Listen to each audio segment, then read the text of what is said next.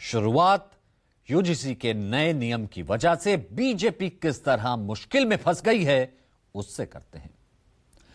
UGC संचालित college campuses में पहले नियम यह था कि एससी एसटी छात्र के खिलाफ कोई भी अन्य वर्ग का छात्र जातीय कमेंट पास करता है या कोई ऐसी बात कहता है जिससे उनकी गरिमा को ठेस पहुंचती है तो फिर शिकायत करने पर आरोपी छात्र के खिलाफ कार्रवाई करने का प्रावधान था। अब इस कैटेगरी में एससी एसटी के साथ ओबीसी, महिला और दिव्यांग को जोड़ दिया गया है। सवर्ण समाज का गुस्सा इसी बात को लेकर है कि क्या इस नए नियम से ऐसा नहीं लगता कि सवर्ण समाज को स्वाभाविक रूप से शोषक वर्ग की श्रेणी में डाल दिया गया है। इसके खिलाफ देश भर में प्रदर्शन शुरू हो गए हैं। इसके बाद केंद्रीय शिक्षा मंत्री धर्मेंद्र प्रधान सामने आए और उन्होंने क्या कहा, पहले तो आप वो सुनिए, फिर इसका पूरा विश्लेषण हम करेंगे।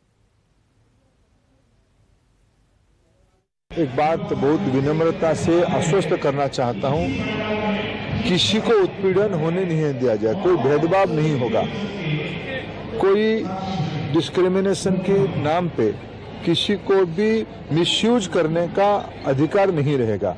इसमें यूजीसी हो, भारत सरकार हो या राज्य सरकार हो, इसकी दायित्व रहेगी।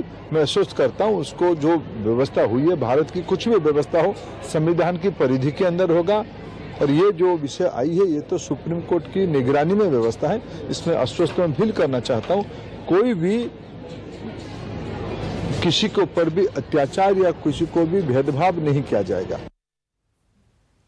धर्मेंद्र प्रधान के इस बयान से कम इतना तो साफ हो गया है कि सरकार यूजीसी का नया नियम वापस लेने नहीं जा रही है। यानी सवर्ण समाज के अब तक के विरोध प्रदर्शन का असर सरकार पर नहीं हुआ है। हालांकि आंकड़े बताते हैं कि सरकार ने अगर जल्द ही इसका कोई समाधान नहीं निकाला तो आने वाले चुनावों में सवर्ण समाज बीजेपी को तगड़ा नुकसान पहुंचा सकता है।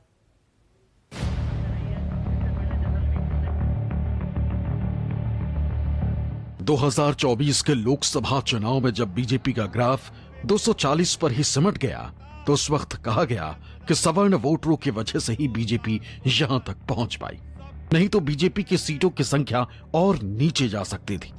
चुनाव बाद किए गए लोक नीति CSTS के सर्वेक्षण के मुताबिक 2024 के लोकसभा चुनाव में 53% सवर्णों ने बीजेपी को वोट किया था। वहीं कांग्रेस को 14% सवर्णों का साथ मिला था, बाकी सवर्णों के वोट अन्य दलों में बंट गए।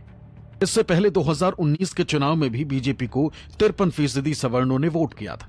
वहीं कांग्रेस के पक्ष में महज 12% सवर्ण आए थे। इस चुनाव में लगभग 35% सवर्ण वोट दूसरे दलों में बटे थे।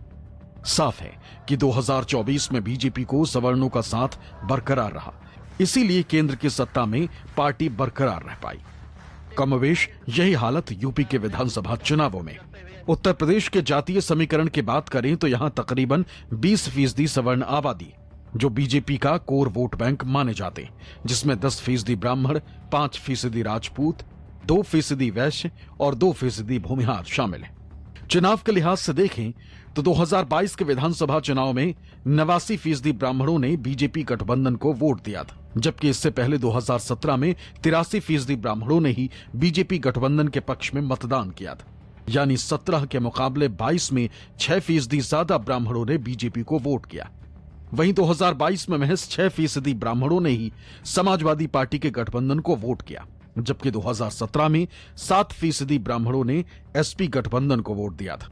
यानी 17 के मुकाबले 22 में 1% कम ब्राह्मणों ने समाजवादी पार्टी के अलायंस के पक्ष में वोट दिया था। इसके अलावा 2022 में बीजेपी को 87% राजपूतों ने वोट किया था, जो कि 2017 के मुकाबले 17% ज्यादा था।